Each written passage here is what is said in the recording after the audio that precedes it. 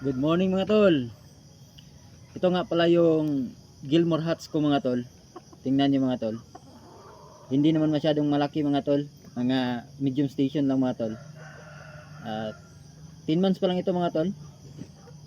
10 months pa lang. Actually mga tol, tatlong bloodline lang hinawakan ko dito sa maliit na farm ko, backyard ko mga tol.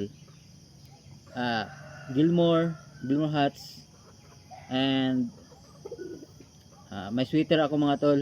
Then pero mga 2 week cruise na mga tol. Hindi, wala akong puro mga tol.